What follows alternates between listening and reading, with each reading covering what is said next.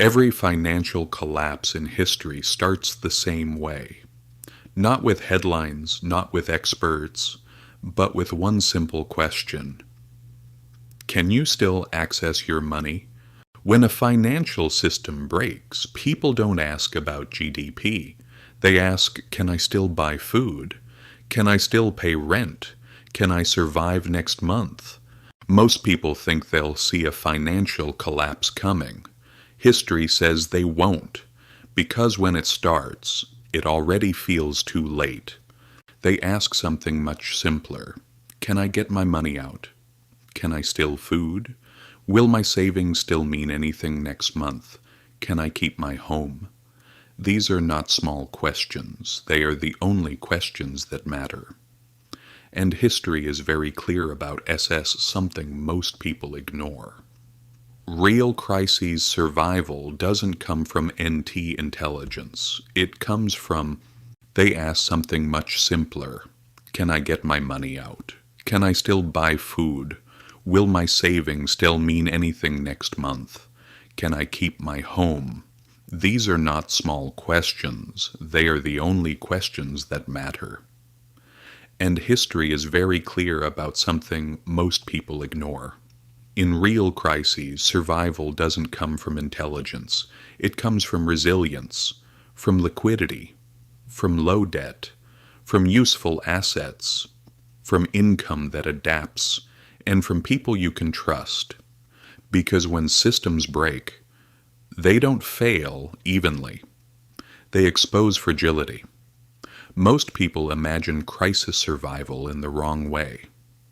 They think it's about complex strategies or perfect timing. But history shows something much simpler. In depressions, bank runs, hyperinflation, and collapse, ordinary people survived through a few key advantages: access to money, low dependence on debt, assets with real value, work tied to necessities, and local trust. Because crises don't just punish bad decisions, they punish fragile lives. Take bank runs. Before deposit insurance, people learned the hard way. Money in the bank is not the same as money you can use. When access disappears, wealth becomes irrelevant. Then there's debt. In good times, debt feels like a tool. In bad times, it becomes a trap.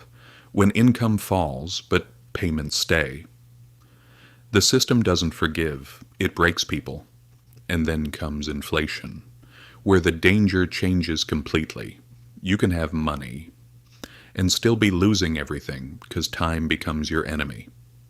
Money loses value faster than you can react. And suddenly, holding cash is the mistake. This is where the real lesson appears. In every crisis, value moves away from abstract systems toward things people can actually use: food, energy, skills, local trade, things that work without permission. Because when trust breaks, systems shrink, and survival becomes local. This is what happened in Argentina. When banks froze, people didn't wait. They created their own systems: barter, local exchange, community trust. Because when formal systems fail, people build new ones. And the same pattern repeats across history. In crisis, glamorous income disappears, but useful income survives. Food, transport, repair, basic services. The economy becomes simpler, and it rewards what people cannot stop needing. This leads to the most important idea. Resilience is not your portfolio. It's your life structure. Because most people think they're diversified, but they're not. One income, one bank, one system, one assumption. And when that breaks, everything breaks. History shows something uncomfortable. The biggest risk is not what you own, it's what you depend on. Because concentration kills. And most people are concentrated without realizing it. That's why the real strategy is not prediction. It's preparation, lower fragility, more flexibility, more access, more options. Because in crisis, The people who survive are not the smartest. They are the hardest to break. And that's the real pattern. It never changes. Different countries, different times, same outcome. So the question is not, will there be another crisis? The question is, when it comes, will you still function? And this is where most people make the same mistake. They prepare for the wrong version of crisis. They imagine chaos. But history shows something quieter. Systems don't always collapse with noise. Sometimes they simply stop working. ATMs stop responding. Payments get delayed. Limits appear where there were none before. And suddenly access becomes more important than ownership. Because in a real breakdown, what you have matters less than what you can reach. This is why liquidity has always been power. Not just having money, but being able to use it instantly. At the same time, flexibility becomes survival. People who can adjust quickly, change income sources, or reduce expenses without collapsing, gain an advantage that no investment can replace. Because crises reward movement, not perfection. And they punish rigidity.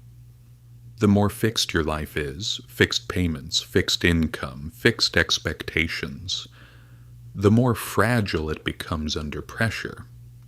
History doesn't reward the most optimized life. It rewards the most adaptable one. So the real question is not how much you have. It's how easily you can adjust when the system around you changes.